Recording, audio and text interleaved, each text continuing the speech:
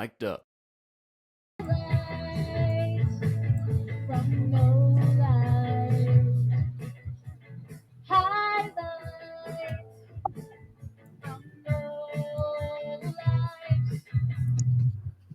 Well, thanks for joining us on another episode of Highlights from Lowlifes.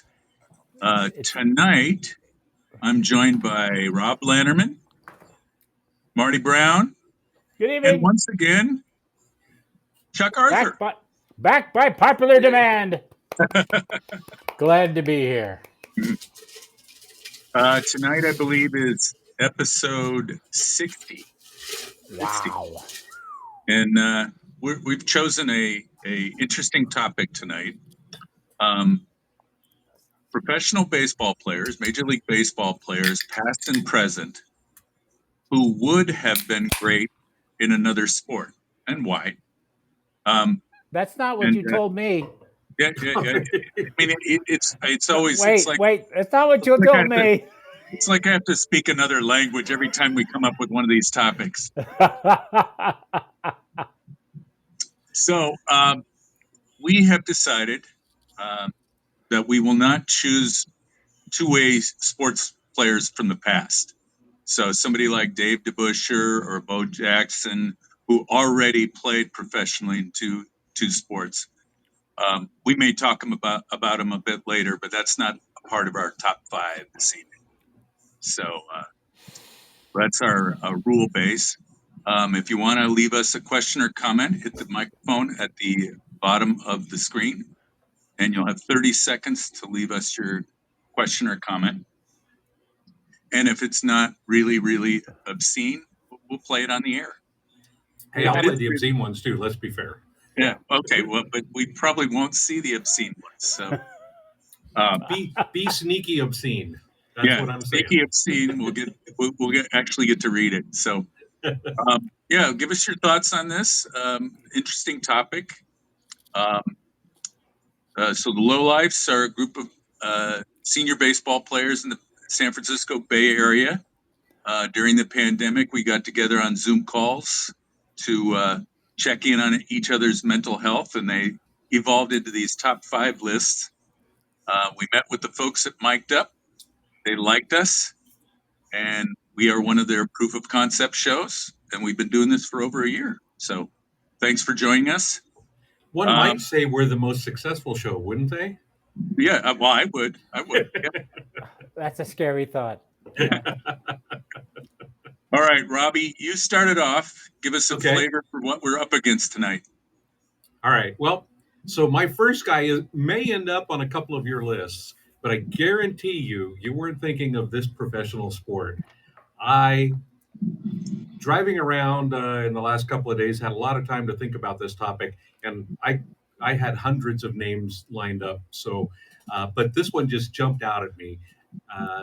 In the sport of roller derby, the jammer is really the only guy that can score. He's the key component on the team, fighting his way through the blockers and everything else.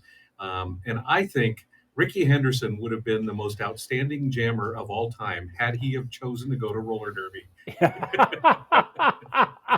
I can see that you took both Marty and Chuck's pick there.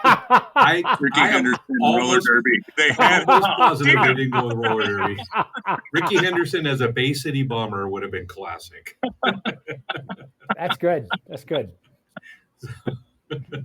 Hey, you got to be fast, nimble. You got to be able to still take a hit from those big guys. I think Ricky would have been great. Yeah. Explain to the audience what a jammer is again. So the jammer is the guy that scores the points. If you can break through the line of the defense as you go around the oval, the jammer is the guy that tries to get out in front. And once he passes up the defense, the team scores a point. So the jammer is the fast guy, but it got to be tough too. Yeah, the fastest skater. Yep. Going up against the other team's fastest skater, and trying to break through the line of the other team. Yeah. Yep, absolutely. And he would have been great in the slingshot when the two big guys pull him back and then fling him forward. Yeah, that's Ricky would have excelled. So there you go. That's the number 5. Basically, a much less obscene description of what that means. Then, okay, gotcha. Gotcha. right, who's up? Hey, Chuck, why don't you go? All right. Well, you stole my thunder for number 5. Mine was Ricky Henderson also. But I'll just add a little more to the Ricky Henderson story, that he actually wanted to play running back for the Oakland Raiders and almost joined the draft, but didn't. But yeah, I mean, with 12 leading the American League in steals 12 times, obviously the guy could run, right? So I agree with Robbie's breakdown on what else he could have done if he didn't play baseball. He hit a lot of home runs for a speedster guy, and they always analyze his swing on MLB Network, and they talk about the drive he had in his legs, and works for a running back and it works for a jammer. 2,129 leadoff home runs. Wow. Yeah. Pretty amazing. 2,100? 2,100? It's not 200? I think that's what this says. No. Is it 200? Oh, no. Never mind. No. 81. Okay. 81. Yeah, that would be more home runs than Barry Bonds. So like 3 times as many. I just really don't want to put my glasses on. I mean, I guess you missed it. You really only missed it by a little over 2,000. Yeah, it was. You were close. Well, it was unintentional. What does it say? Unintentional walks. 2,100. Here. It all depends on where you put the decimal point. All right, who's up? It really Chuck? does. Let's go with Marty. All right. So this is going to be a group participation effort on this one. I just came up with a couple of names right off the top, and I was looking for a few others, and it's let's see. But I view the sport from a different perspective than you guys, knowing the fact that pretty much, yeah. Is it just you're left-handed? No, due to my total lack of athletic prowess. Yeah, that too. I had my entire career, and it's we look back. I think I started in 2008 with the league. I had 1 triple, 1, and it's because the right fielder had a heart attack. No, that's not true. But so I always had to appreciate the game from a big guy perspective. So I'm thinking of Rowdy Talese, and we talked a little bit last year about the amazing inside the park home runs by Fielder. Wouldn't those guys be great sumo wrestlers? Yes. Yeah, Could be. So yeah, They'd be too small though. I don't know. Well, but it doesn't really matter. I mean, if you got that drive from the waist where most of the weight is, you should be pretty good at that. So and so let's open it up. Who else would do? Who are another big guy that might fit in that category? Bartolo Colon. Yeah, there you go. Thank you.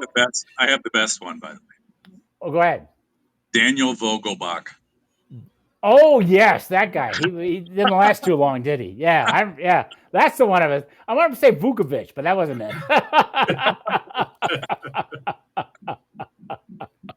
Yeah. Yeah. Well, Webby, take us home. Well, I'm going to stick with Daniel Vogelbach. Okay. Oh, good. Okay. Imagine, if you will. Close your eyes and imagine, if you will. I can spare my Daniel Vogelbach standing on top of the turnbuckles at a World Wrestling Federation event, wearing a unitard and about to dive off of there, crashing down onto an opponent. Not only does this guy have the physique that would be required for World Wrestling Federation, but I believe he has the attitude. He's a showman. He could go out there and act the part, which is very important in sports like wrestling and roller derby. And I think he would be a good fit there. And every time he comes to the plate in a major league game, I'm going, this guy is not a ball player. He doesn't belong out there. He's not the right fit. There's not enough of his game that would allow me to think that he could be a baseball player. But wrestling, that's another story. big, huge upper body. You know, he's got that beer tank for a belly. That would fit in perfectly with Haystack Calhoun and Hulk Hogan. So Nice. that's my number 5 pick, Daniel Vogelbach. So Not too bad. all right, let us move on to round 4. We're talking today about Major League Baseball players, past and present, who would excel at another sport. Tell us what that sport is and why you think they'd be good at it. Chuck, you're next. Okay. My number 4 is Jeff Samardzija. He's a pretty dominant, right-handed pitcher, but he was also an All-American wide receiver at Notre Dame, and he was actually in both the MLB and NFL drafts in 2007 before he pulled his name out of the NFL draft and decided to focus on pitching. So I think he could have been a really good wide receiver. Yeah, I agree. Yeah, definitely. Okay. Rob. Who's on?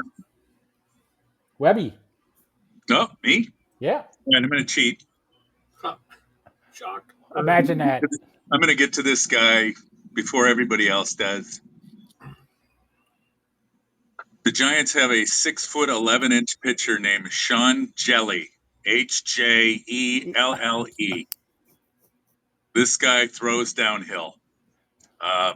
It's interesting to watch him try when he gets on the mound. He's basically throwing at the batter's ankles in order to get it into the strike zone. And I can't help but think, if this guy bulked up a little bit, put on some pounds, what kind of NBA basketball player would he be? As a pitcher, fielding, you have to have some dexterity out there. What kind of a center would he be? Would he be able to battle under the boards for the rebounds? Would he be a good shooter? Yeah. Having the ability to throw strikes, does that translate to him being able to hit the short jumper or battle on the boards and get in some layups and stuff like that? So every time I see him, I'm thinking he's got to be a basketball player. We've got to see him on the board. So that's my number 4 pick. All right, Marty. I got another wrestler for you because you touched on it, but you missed the big point. The wrestlers, the pro wrestlers, and you touched on it. It's not so much how well they do in the ring. No. It's the showmanship. It's the flair. It's the panache. And who else is showing us this all the time? He's probably doing it right now as we speak. Fernando Tatis Jr. Look at me. I got braids. I got the bat flap, and I can prance up and down the field. And did you notice they get in the other night against the Dodgers? They gave all that crap to Profar. They wouldn't do that shit in right field. He's the man. He's got the panache. He's got the flair. There was that one wrestler who was the Mr. He came out with the feathers and the whole bit. And who was that guy? Oh yeah, shoot. Gorgeous George. Gorgeous George. Thank you. That's it. He'd be a great Gorgeous George 2 or the sequel or whatever that is. Fernando Tatis. And I'm not done with the Padres. I'll come back later with another Padre on that one. But go ahead, Lannerman. All right. I liked my number 4. The sport of NASCAR takes a special kind of cocky. And you can't be oversized, but you still got to be a strong guy. You have to have will. You have to be unafraid of anybody or anything. And I I couldn't picture anybody else that has ever played Major League Baseball to be more appropriate and better built to be a NASCAR driver and probably be very successful at it than our recently departed Pete Rose. Oh, Yeah. That guy, the way he played ball, I mean, I'm pretty sure the way he played baseball is the way he would drive a stock car around the track and tear up Talladega and all of that kind of stuff. So yeah, I just it honestly just jumped at me like there's nobody that's ever played baseball that could do what Pete Rose did in a NASCAR race. So there you go, Pete Rose. But he'd go head on into a catcher too. You don't want to do that in NASCAR. No, absolutely. no, but Yeah. I think I could see him doing that. Crash everybody up. This is the kid he got screwed on a previous lap or something. Yeah, he he'd wouldn't do be that, afraid sure. to bump guys off the track or Oh, bump yeah. them into the wall. Absolutely Yeah. not. Yeah. Yeah. Oh, yeah. And rules are just things for other people. So yeah. You can bet on that. Oh, gee, if we could if we set it up on a tee, can you hit it? I mean, Yeah. come on. Hey, gee, Oh man. I got to get better straight men around here. All right. Somehow got through 2 rounds in 15 minutes. So what happens now, Rob? It's my favorite part of the show. Yes. It's what you drinking. Where's all- the theme music? Isn't there theme music? It's playing. I can barely hear it. Yeah, trust Hear me, it it's at all. not that great. It's not that great. Unlike the brewery Almanac, which is one of America's craft brewers, they continue to baffling all experts. Continue to sponsor this show. The Almanac people, fine brewery, one of America's leading craft brewers. Their beers are delicious. Even the sour beers that Rob always gets to drink and we never get to try because he hoards them. But during this part of the show, we each take turns to talk about the different Almanac beers we're drinking. And I am, as you can see here, drinking the Hugs Hefeweizen. I really wanted to drink the Rocktoberfest tonight, but I drank them last night. So I'm kind of stuck having to drink the Hefeweizen again. And then I realized as I tasted it, I go, damn, I'm not stuck at all. This is a great beer. This is a German-style Hefe. It's really delicious and refreshing. Doesn't have that cotton mouth, drying, heavy feel like a lot of America Hefeweizens have. This is really the real deal. So Almanac has outdone themselves with this beer, Hugs Hefeweizen. What you guys drinking? Well, Don't all I'll pick go up. at I'll once. pick up the rock. I am drinking you the Rocktoberfest. So it's and once again, Almanac knocks it out of the park.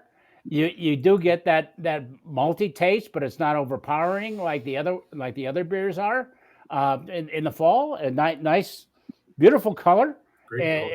It's easy drinking, and it works really well with kielbasa. That's going to be about 45 minutes from now. So I'm really looking forward to that. So yeah, Oktoberfest. There you go. Nice job. Go ahead, Chuck. I'm drinking the same thing I drank last time because I like it. So it's very good. Just goes down easy. But I got this one waiting in the bullpen, Oh, the big and The closer. that's the closer right there. That's right. So that's what I'm drinking. I'm drinking a special release by Almanac. As many of you know, the Oakland A's are leaving town, and there is a semi-pro team playing at the Coliseum called the Oakland Ballers. And Almanac has created a beer in their honor All right. called the Ballers Love Hazy IPA. Wow. Excellent. Cool. Of course, it's the Love Hazy, which is the original beer that I drank when Almanac first came out, and now this one's devoted to the Ballers, who are slated to play again next season, 2025. And I guess that will be Oakland baseball as we know it, at least for the short term. But great beer, and really enjoying it. Just this little side venue. Are they? Because there was I'm not from the area, but there was some pushback from the A's that they weren't going to let them play there. Has that been Yeah, taken care of? it's not, Marty. It's not really their choice anymore Yeah, because right. That's what I was a thinking. group of black businessmen in the area purchased the Coliseum. They own it. Oh, They wow. they rented it back to the A's for the balance of the season. So um, Okay. Oh, they're they great. they Far out. Terrific. they are going to be making some changes to the arena, and I think it will uh, do well. It may even attract another Major League Baseball team at some point. We'll have to see. Yeah. Well, they and a side note, they did implode the Tropicana this morning. I don't know if you guys heard about that. Oh wow, okay, it's Yeah. gone. Yeah, as of this morning, it's gone. Did you hear it And- from your house? I'm sorry. Did you hear it Yeah. from your house? Did you hear from your house? Well, all I know Oops. is if I was going to watch a casino in Vegas implode, I'd be wanting to sit there with my almanac beer. Oh, good segue. Yeah. Thank you. Yeah. Thank you. So folks, interestingly enough, I know we've been promising this for a long time, but it looks like it's going to happen. Yes, it is. The highlights from Lowlifes will be going to do a show at the Almanac Brewing Company in Alameda, California, on Wednesday, November the 6th.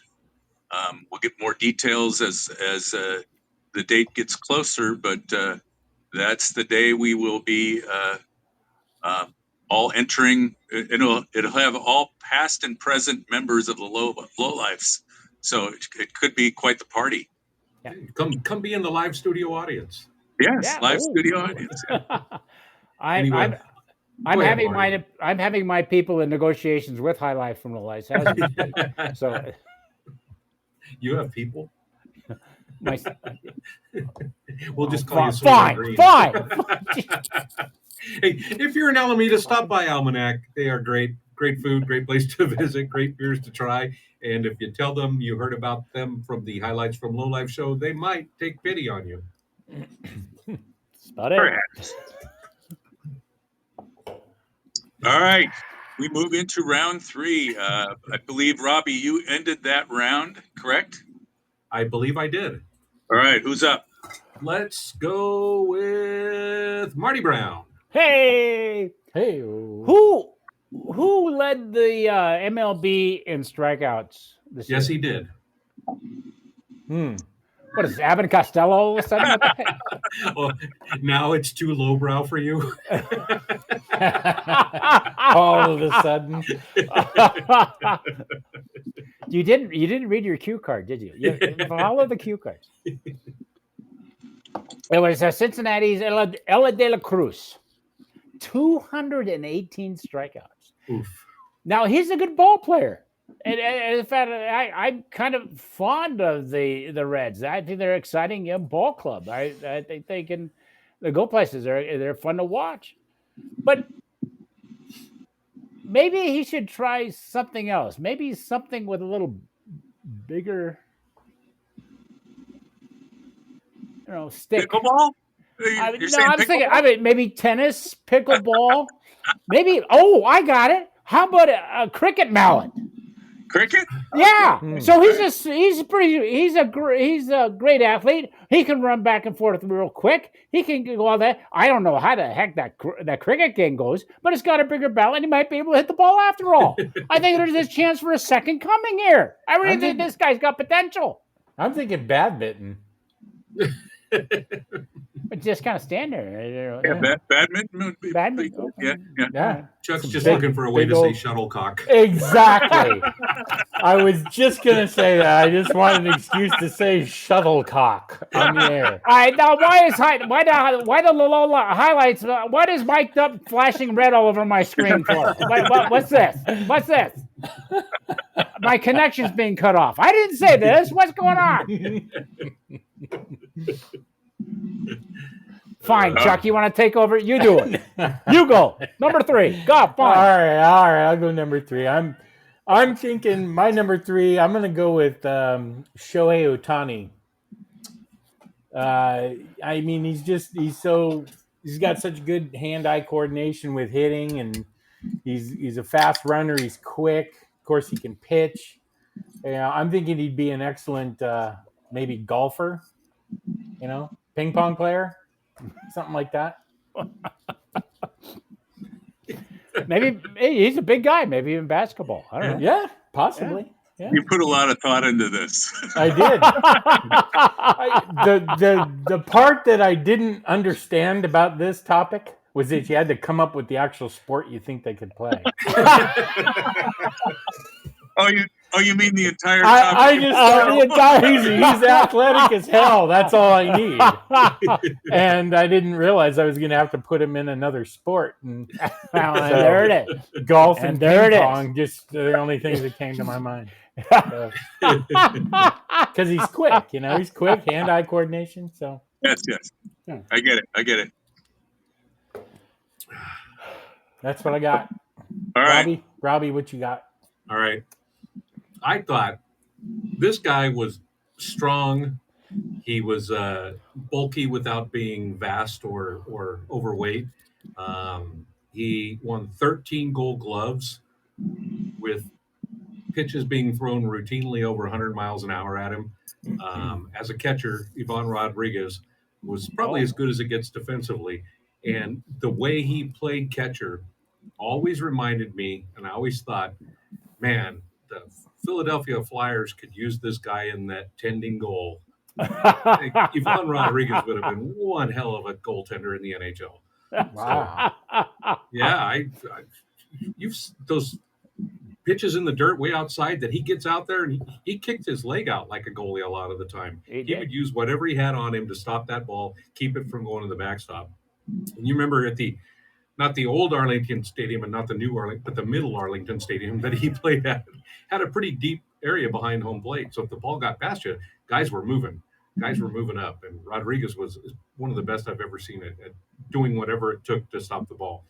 No problem in the NHL. Yeah. That guy had been a goalie. If he could do it on skates, he would have been one of the best ever. So, good pick. I like that. That makes sense. Thank you. Yeah. Good call. Thank you. I took this topic very seriously, unlike, Yes. Yes, you did.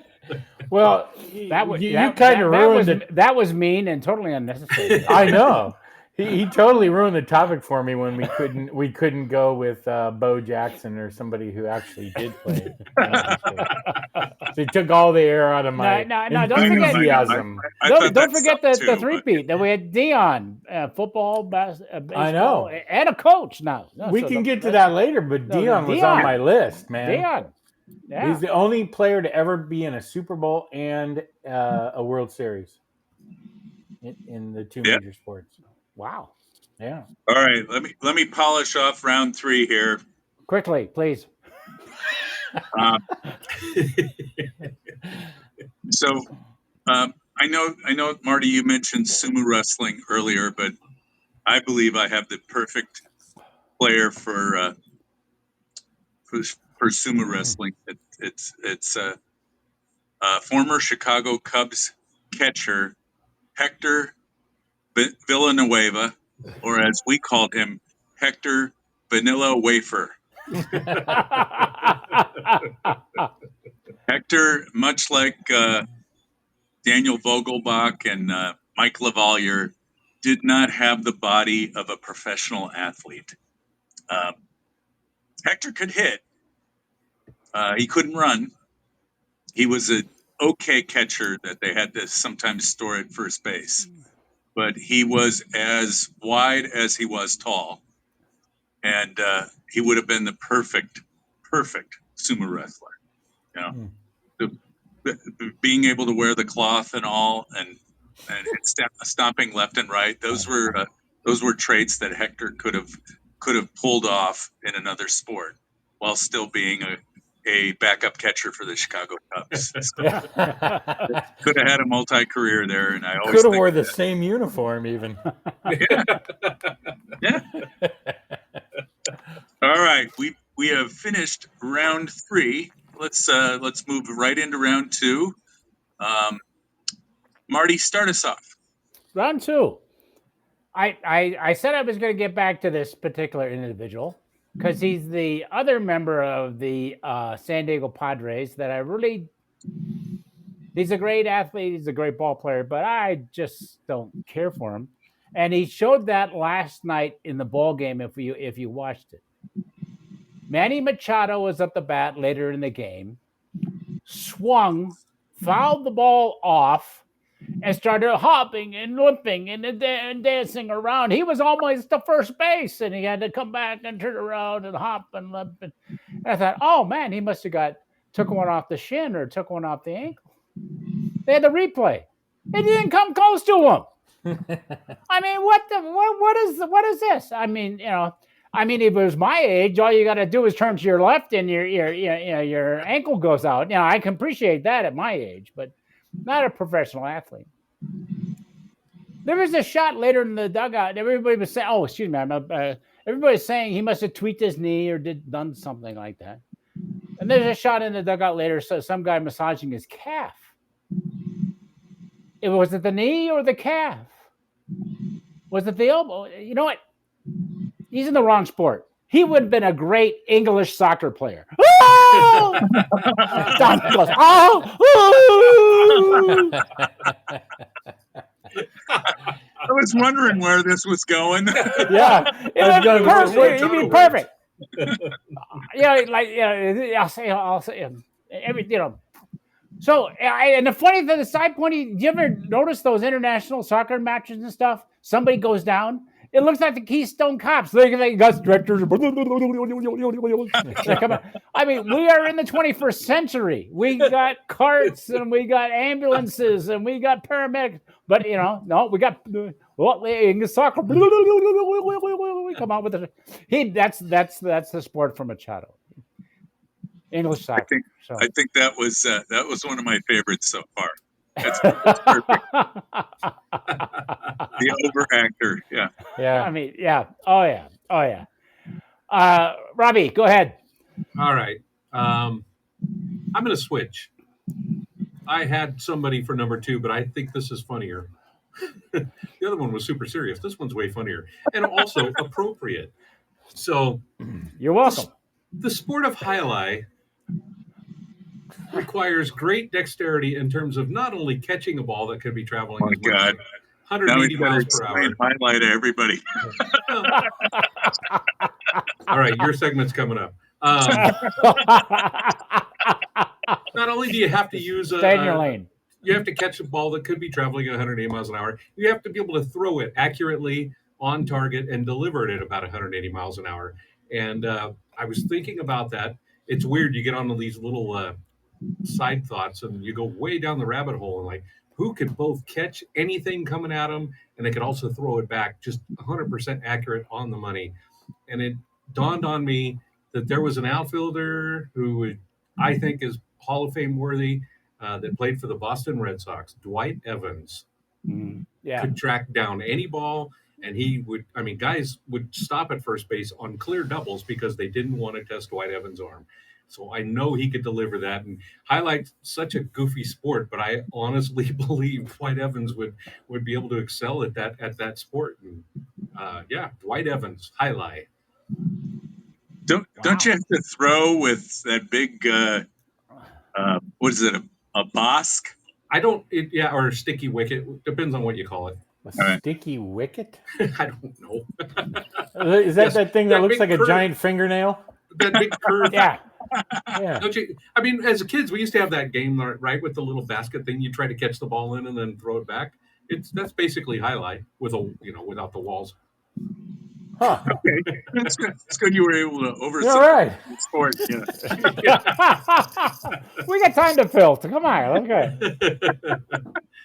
All right, I guess that's back to you, Webby. All right. So I'm going to go with a Hall of Fame baseball player who had a great career with a few teams, but he was a Canadian, and I thought, geez, I wonder what kind of hockey player Larry Walker would be. Oh, having spent part of his career with the Expos and then onto the Rockies, big power hitter. Good base stealer, fielded his position well. What kind of hockey player would he be? He grew up playing hockey, just like Yeah. many of the Canadian kids did. Was he good at the sport? Why did he choose baseball? What could he have been as a hockey player in the NHL? He was a big guy. I was thinking of him as a winger, right or left wing, but could have been a defenseman. But more of a Bobby Orr, who would score a lot from the defensive position, the offensive defenseman, as they say. Yep. So he would be my number 2 pick. I think that I'd actually like to ask Larry Walker why hockey was not his sport. So, Yeah. all right. No, that's a great pick. I agree with that wholeheartedly. All right. Chuck, did you go number 2? I did not go number 2. I'm leaving. And I'm Light a And I match. re- Waiting for it. and I'll refrain from telling you why.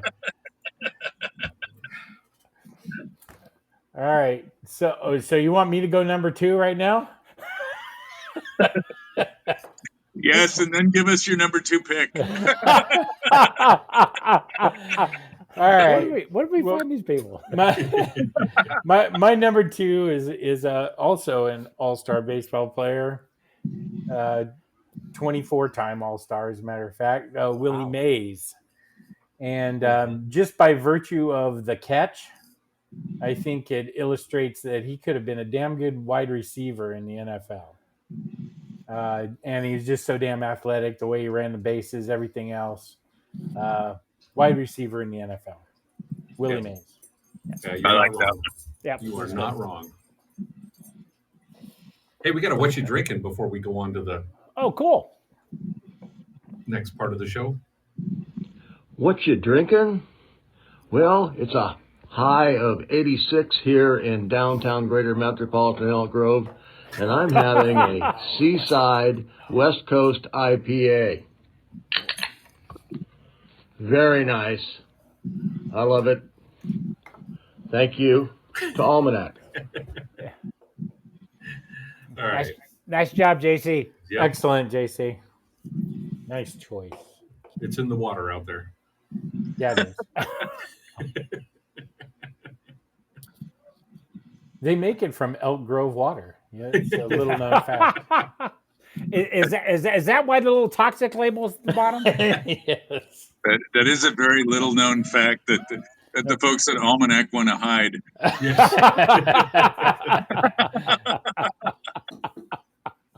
They almost gave it away with what they say at the top of the can.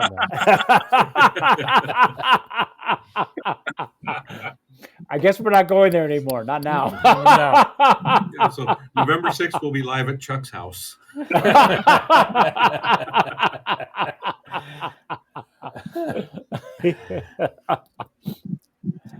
All right. Was that round? Everybody went? Yes. Everybody Yeah, went number I think 2? Yes. I mean, what happens when we complete round 2 every time, Rob?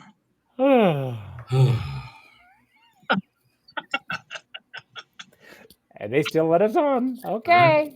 This is called offload reload time. This is when I talk a little bit about the Mic'd Up app and the other shows on the platform. So we are a proof of concept show, the highlights from Lowlifes. There's several others on the platform. Rick Barry has a show, former NBA player and all Hall of Famer is Rick Barry. He has a guest on his show each week that he's on the air. I think Rick does a show every other week or so. His co-host Cyrus is there as well. They talk NBA, they talk college hoops, and they talk about the 3-on-3 league that Rick is involved in. And I just found out today that the 3-on-3 league was founded by the rapper Ice Cube. I had no idea. No kidding. So Rick is heavily involved in that league. If you get a question in to Rick, he will answer your question, and he'll give you an honest answer, which you may not like. So, straight shooter is Rick. You'll enjoy his show. AJ Rovner is doing the Rovner Report every week. Right now, AJ, who is an employee of the New York Giants, he and his cast members do a download of what happened in the Giants game over the weekend. Sometimes, most of the times, it's bad news. Yeah, it's a little surprise this week. Yeah. but AJ and his friends are big fans, and they really want the Giants to do well, and they really question a lot of what the front office is doing. But it's great to have fans like that. So tune into AJ's show. He will be doing a show tomorrow. So look at the upcoming shows on Mic'd Up. Florida Sports Hall of Fame, our friend John Rieger, PGA professional, teaching pro. John's not going to be able to do a show for a while. His studio in Florida is underwater. Oh, God. Man. Oh. But when he gets that all sorted out, he'll be back with more shows about folks who have been inducted into the Florida Sports Hall of Fame, like Wade Boggs and Fred Biletnikoff and Jan Stevenson. So some good, really good shows. If you look in the archive, you can see who he's had as guests.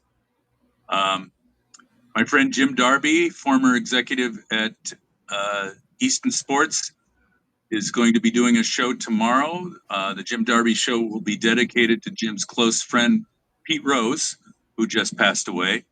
Jim will have stories about Pete that most of us have never heard before, and gives you an insight into who Pete was in terms of a friend. Jim and Pete were close for 30 years. So really a good show to tune into tomorrow. And finally, the Yankees Coast to Coast.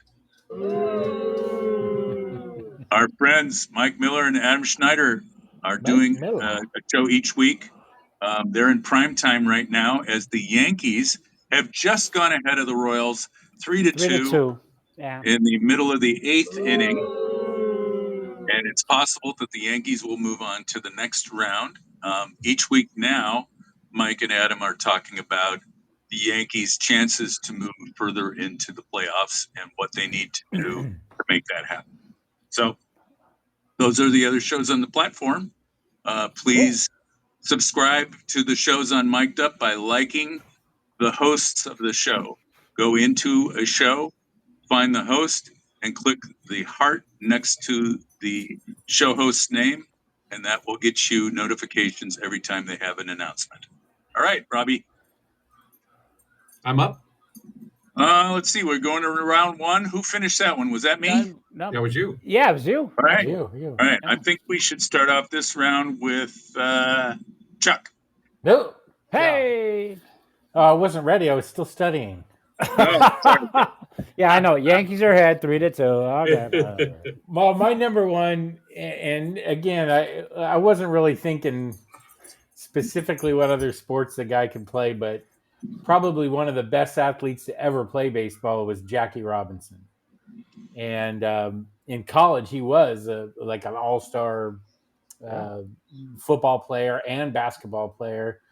So he could have played Track. either one of those two sports, and he also excelled in the long jump in track and field. Yeah, track. Yeah. So he's as far as baseball players go, probably one of the best athletes we've ever seen, and could play just about any sport, any other sport, I would imagine.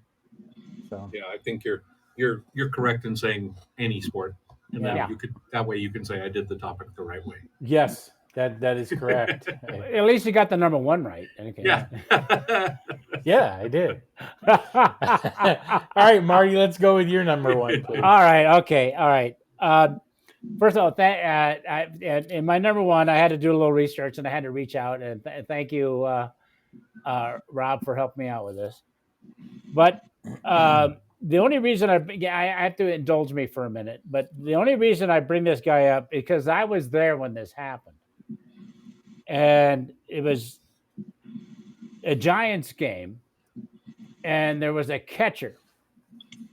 And what happens in baseball before the inning starts? And everybody's talking, or it's in between the innings. The inning's about to start, and they're throwing the ball around. They're warming up, and the catcher is catching the pitcher, and he throws the ball down to second base. Well, on this particular day, the catcher overthrew second base, which is something I was a catcher when we played. That never happened to me. I was lucky if I got there in one hop. Let's put it that. That was a little side story, but we'll put that aside right now. Next inning, things are going on, and we just happened to. He did it again. He just launched the ball over the shortstop covering second base.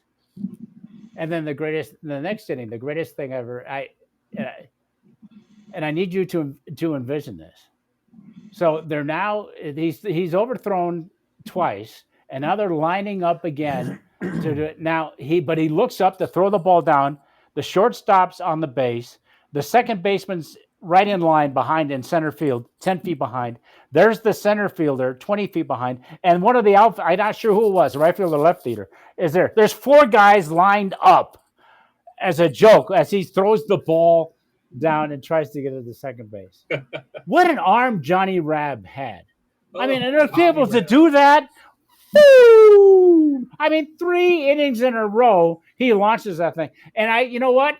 The timing is terrific. No, the timing is not terrific because this was back in the 80s. And again, thank you, Rob, for telling me when this happened because you old drunk guys like this, the years just fly by. But anyway, could you imagine Johnny Rabb as the second coming of Darryl LaMonica for the Raiders? Yes. Yeah, he was perfect. Oh yeah, the Mad Bomber. Boom! Not anyway. So that's my Johnny Rabb as the that's my pick for number 1. So Awesome. I have to comment on this. I have 2 comments. I believe you are absolutely correct that Johnny Rabb could not throw the ball down to second base. It was a running joke, and he eventually had to abandon the catching position. But I thought they should have employed him as an operative sent to foreign countries so that he could overthrow their government.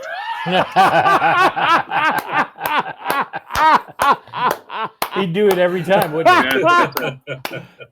Now, a job with the CIA. There you go. now, Marty, what's really interesting to me is at the same time that Johnny Rabb was playing for the Giants, they were trying to find that next big catcher, the catcher that was going to be with them for a long time. There was another catcher on the team, Mackey Sasser. Oh, yeah. And Mackey could not throw the ball back to the pitcher. He just couldn't do it. He would lob it. It would bounce. I mean, I've had this problem before myself, but in the major leagues, he could not get the ball back to the mound. He had what they call the yips. Yeah, right. Yeah. I remember being at games where Mackey would hand the ball to the umpire so the umpire could throw it back to the mound. You just had one yip, though, right? Not the yips.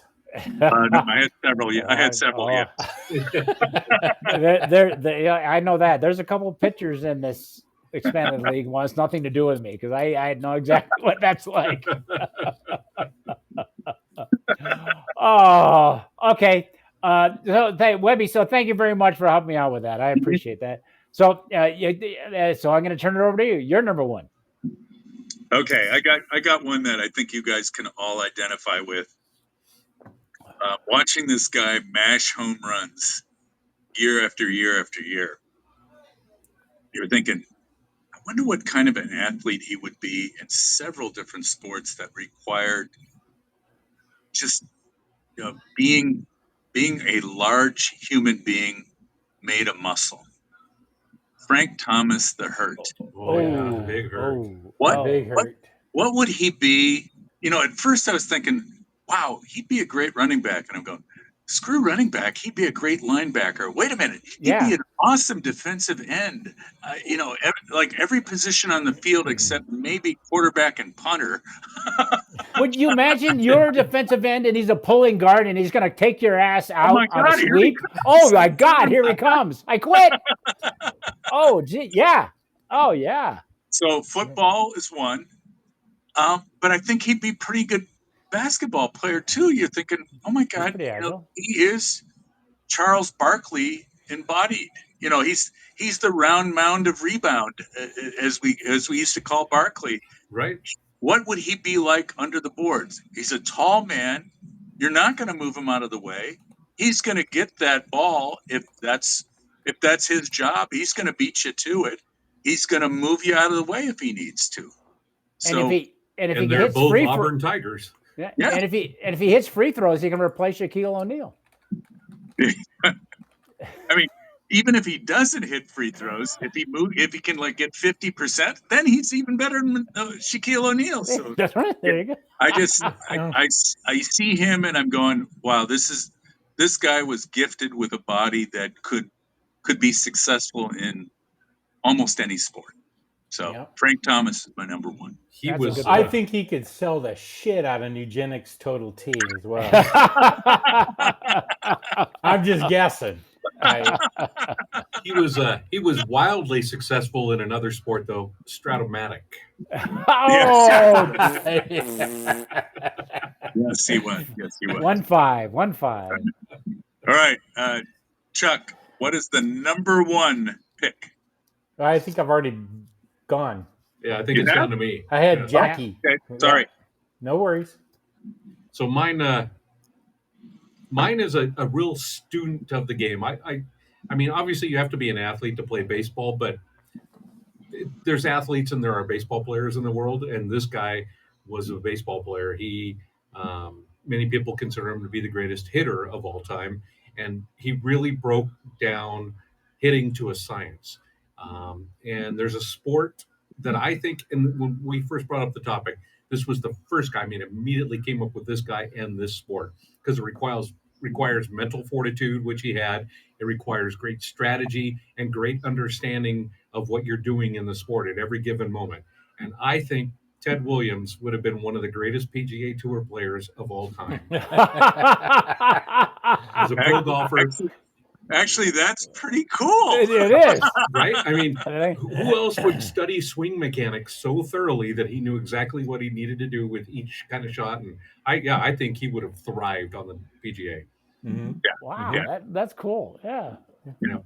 I mean, that's surprising to the rest of us that you put this much thought into it. Hey. I told you I was locked in on this one.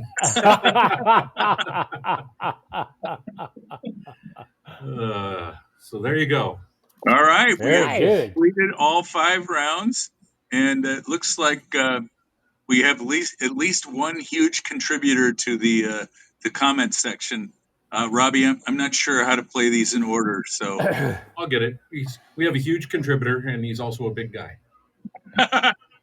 that's what I meant. JC here. Hey, number 5, they called him the professor. He was one hell of a pitcher, but on his off days, he most often played golf with Tom Glavine and John Schmaltz. He probably would have been a hell of a professional golfer. Number 4, this guy's body type just screams football offensive tackle. Rowdy Tellez. Wow, Rowdy's Elk Grove made the boy. list twice. Rowdy made it's an Elk Grove thing. Elk Grove boy. Yep. Number 2, this guy did not play I professional golf, screwed but did hit a golf ball out of Oracle Park. Matt Cain would have been a good golfer. Number 1, this guy would excel in pro wrestling. He has all the necessary skills. Was booed all the time, an abrasive personality, universally known as a Big Richard, A.J. Przinsky, wrestling villain. So I missed his 3 and 4, so we're a little out of order on him, but here we go. All right. JC continuing. This guy did not play college football or pro football, but was an all-state linebacker in high school.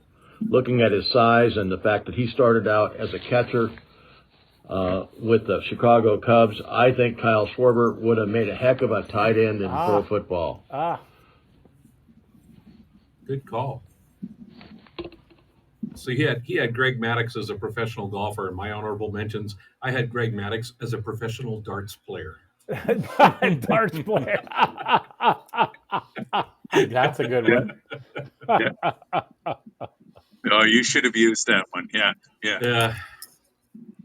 Well, All right. So I know we wanted to talk a little bit about some of the actual two-way players, guys that did play two sports.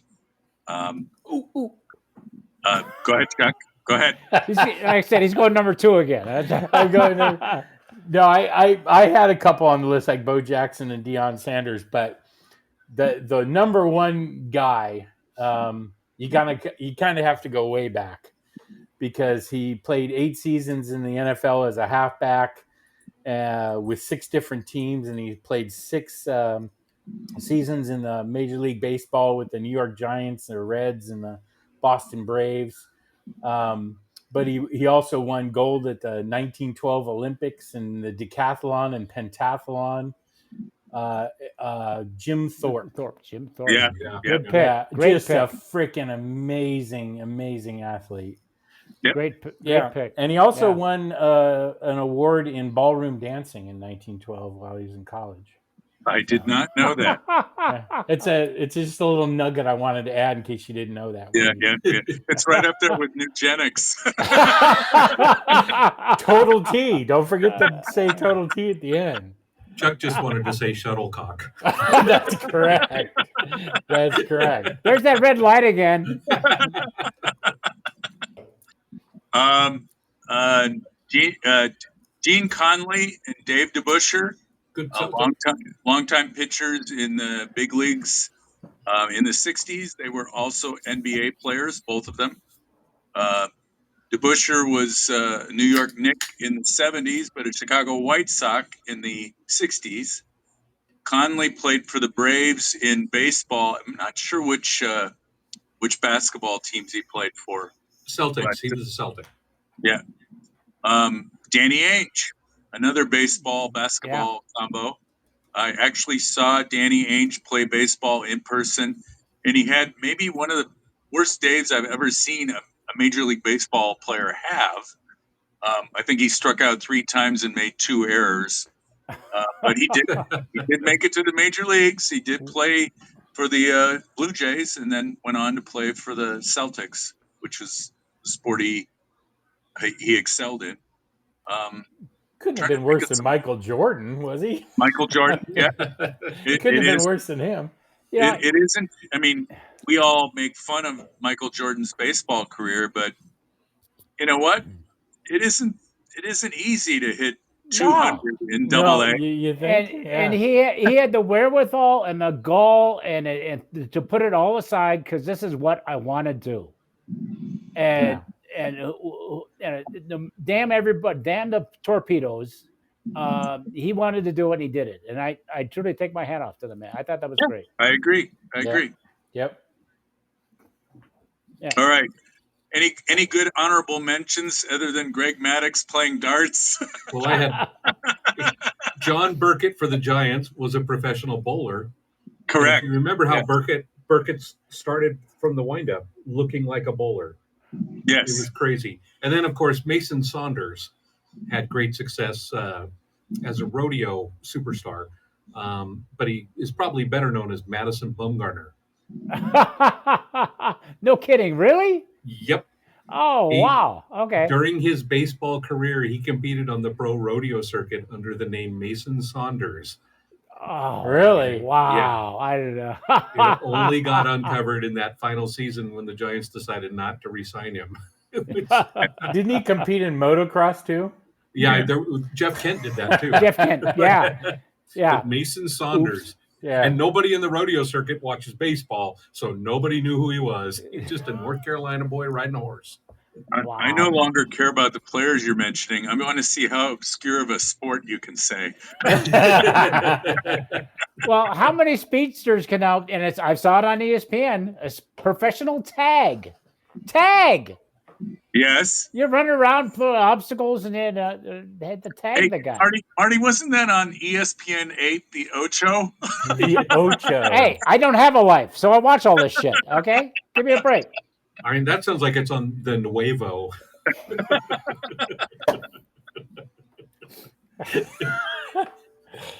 Oh man. So for my legitimate, I did have a couple. Omar Vizquel, I thought would have made a great tennis player. I don't know anybody that could ever go laterally back and forth, and he was explosively quick on his very first step. I think Omar Vizquel would have been a great professional tennis player. And Chad Bradford and Tyler Rogers, with that low slinging sidearm style, I think they may have been very good bowlers. Okay. Excellent. All right. Yeah. We'll go with that. We'll go with that. I can work with that. Thanks. Yeah. I appreciate that.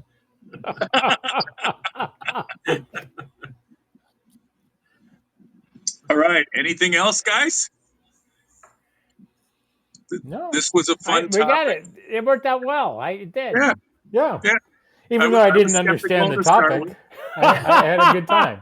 I was skeptical not because of the topic, but because I didn't think that the four of us could all completely understand what the topipic was. So Yes. I And mean, that's exactly it was the beauty of it. 50% right. And Yeah. even though I just so the audience knows, I text the exact topic along with the words to these guys, and I don't know what happens in between. Oh, okay.